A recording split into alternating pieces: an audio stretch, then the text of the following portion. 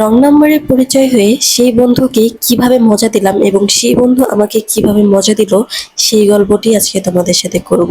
বন্ধুরা, টপিক শুনে তো তোমরা বুঝতেই পারছো গল্পটি কতটা মজার হতে চলেছে। বন্ধুরা, তোমরা গল্পটি না টেনে শুরু থেকে অবশ্যই শেষ পর্যন্ত শুনবে। যদি তোমরা না টেনে শুরু থেকে শেষ পর্যন্ত শোনো বন্ধুরা, আমি 100-তে 100 গ্যারান্টি দিচ্ছি তোমাদের দাঁড়িয়ে যাবে, তোমাদের অনেক কিছু মন চাইবে। তো বন্ধুরা, চলো দেরি না করে আমরা মূল গল্পে চলে যাব। হ্যালো, হ্যাঁ, হ্যালো, কে? কেমন আছেন? উম আমি তো ভালো আছি, কিন্তু আপনি কে? আমি আছি। আপনি কে বলছেন? আহ, আমি যারা, বাট আমি আপনাকে চিনি না। আপনি আমার নাম্বার কোথায় পেয়েছেন? আচ্ছা শোনেন, নাম্বারটা পাওয়া বড় বিষয় না, বিষয়টা হচ্ছে আমার না অনেক মন খারাপ, তাই বলে মনে করেন আমার মোবাইলে টিপাটিপি করতে করতে রং নাম্বারেই ফোন দিলাম। আমি এটা বাস্তব কথাই বললাম। আমার মনটা খারাপ দেখে একটা ভাবলাম যে একটা রং নাম্বারে কল দিয়ে যদি কোনো মেয়ে ধরে তাহলে ওর সঙ্গে কথা বলবো। তো আমার ধারণাটা একদম বাস্তব হয়ে গেল। তো এই কারণে কিছু মনে করেন না প্লিজ, আমি আপনার সাথে বন্ধুত্ব হিসেবে কথা বলবো, কোনো বাজে কমেন্ট না, হ্যাঁ? আচ্ছা, আপনার কি মাথা ঠিক আছে? একটা সুস্থ মস্তিষ্কের মানুষ কখন এরকম কাজ করতে পারে? একটা রং নাম্বার আপনি উঠে ফোন দিলেন, এটা কেমন কথা? শোনেন, আমার মাথা নষ্ট হয় না বা আমার মস্তিষ্ক নষ্ট হয় না, কিন্তু আমার মনটা খারাপ, তাই আপনাকে ফোন দিয়েছি। আর আমি জানি না, আমার মনে হচ্ছে আপনার কণ্ঠটা শুনে আমার খুব ভালো লাগছে। আপনার সাথে কথা বললে আমার ভালো লাগবে, আমার মন খারাপ থেকে ভালো হয়ে যাবে। প্লিজ আমার সাথে একটু কথা বলুন। আচ্ছা, আমি তো আপনাকে চিনি না, জানি না, কখনো আমি আপনাকে সামনাসামনি দেখিও নেই। তো আমি আপনার সাথে কেন কথা বলবো? সবচাইতে বড় কথা হলো কি, হ্যাঁ, মানুষ যদি চেনা থেকেই কথা বলে এটা কিন্তু রং কথা। হ্যাঁ, অপরিচিতই তো মানুষ মানুষের সাথে কথা বলে। একটা কথাই আছে না, মানুষ মানুষের জন্য। এটা তো আপনি জানেনই, ঠিক না? আমি আপনাকে চিনি না, আপনি আমাকে চেনেন না, সেটা ঠিক আছে, বাস্তব কথা। চিনি না কিন্তু আজকে চিনবো, এভাবেই তো একটা মানুষের সঙ্গে পরিচয় হয়, ঠিক না বলেন?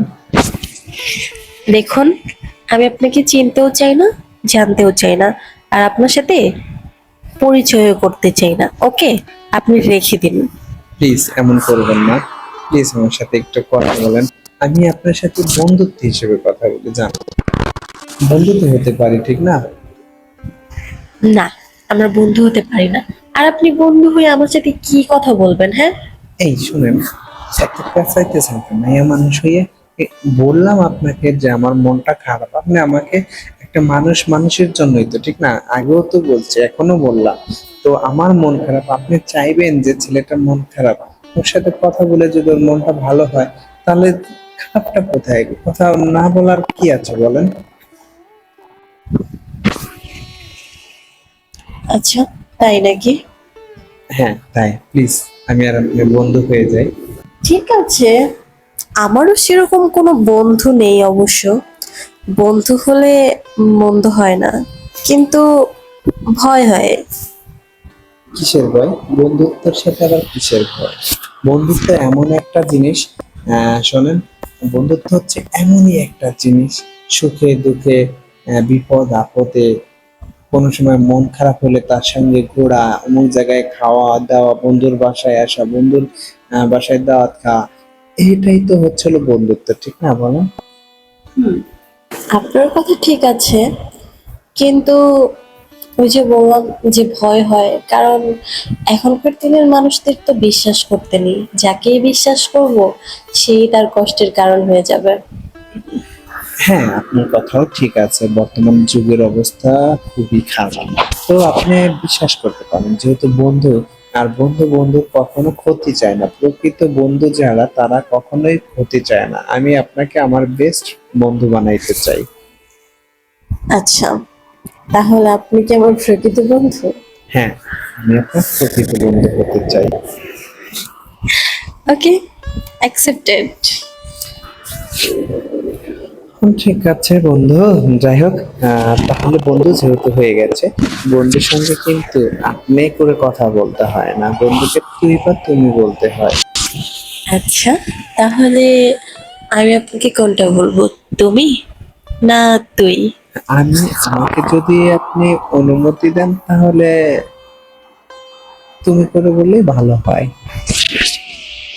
হুম, আমি তো আপনাকে অনুমতি দিয়ে দিলাম, আপনি আমাকে তুমি করে বলতে পারেন, কিন্তু আপনাকে তুমি বলতে আমার একটু টাইম লাগবে। ঠিক আছে, নো টাইম, আমি আপনাকে অনুমতি দিয়ে দিচ্ছি, বলেন না প্লিজ, বন্ধু তো না। বললাম না, একটু টাইম লাগবে। প্লিজ এমন করো না। হুম, ঠিক আছে, বন্ধু, বলো। যেহেতু দুজন দুজনের পারমিশন পেয়ে গেলাম, এখন তুমি একটা কথা বলি। বলো বন্ধু। বন্ধু তুমি না খুব মিষ্টি, না জানি তুমি দেখতে না জানি কতটাই মিষ্টি। হুম, হয়তো বা আমি অনেক মিষ্টি। তাই না? হ্যাঁ, লোকজন তো সেটাই বলে। শোনো বন্ধু, আমি কিন্তু মিষ্টি খাইতে অনেক পছন্দ করি।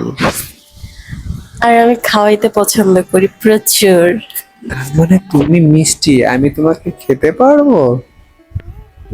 আমি সেটা বলি নাই, আমি বলছি আমি মানুষকে খাওয়াইতে ভালোবাসি।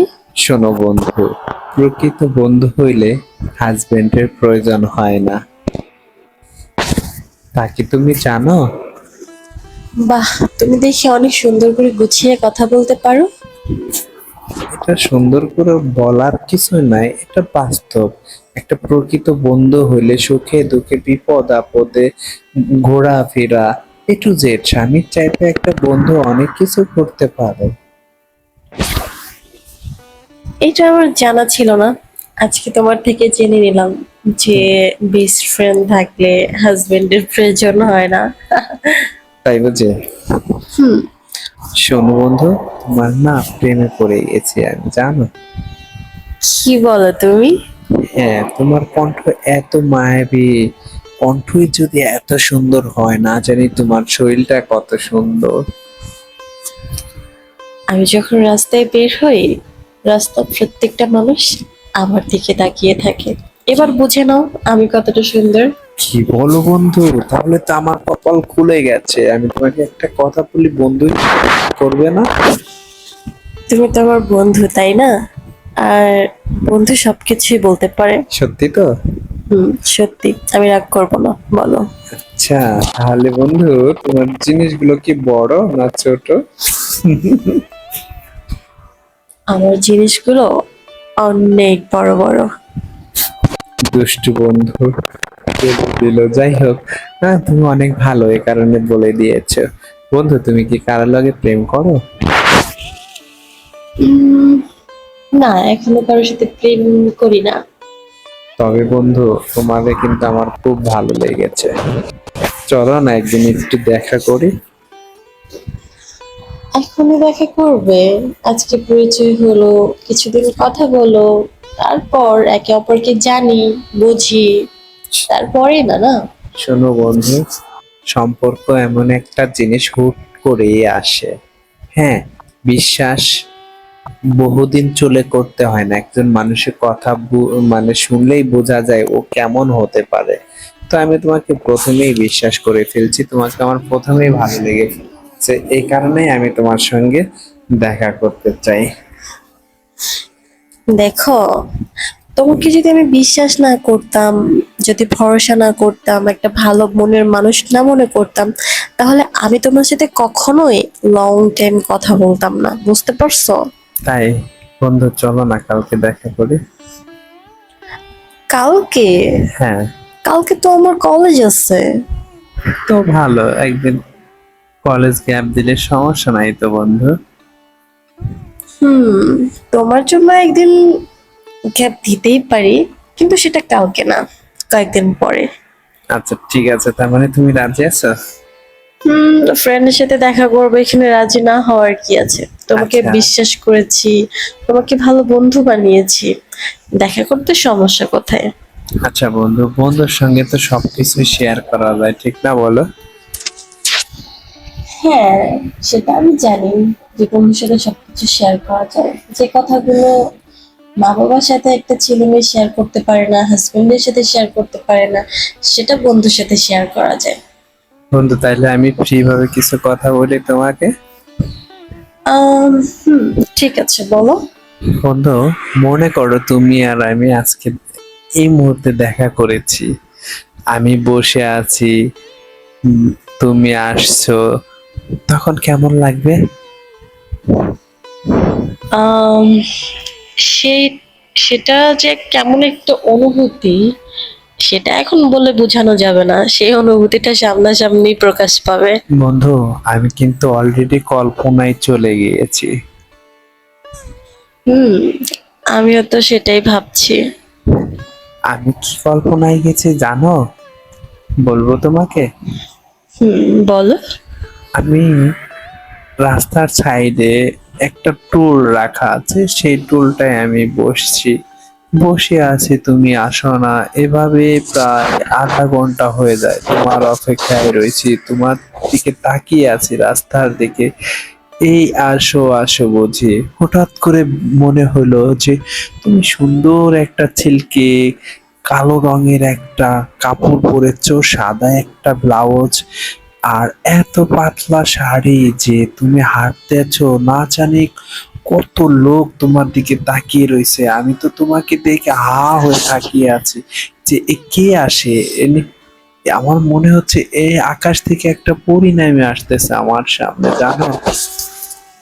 শোনো, তুমি যেটা কল্পনা করেছো সেটা বাস্তবের থেকে খুব একটা অসম্ভব কিছু না।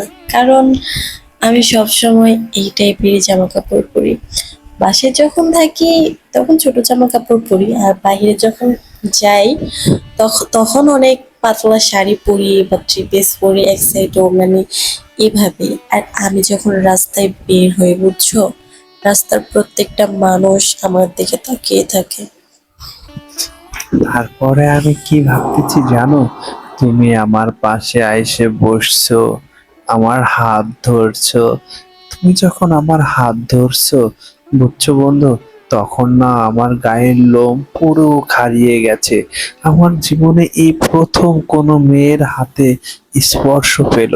শুধু লোম দাঁড়িয়ে গেল না, আমার অনেক কিছু করতে মন চাচ্ছে। আমি কিছুই বুঝতে পারলাম না যে কেন এমনটা হয়ে গেল। বলো না বন্ধু।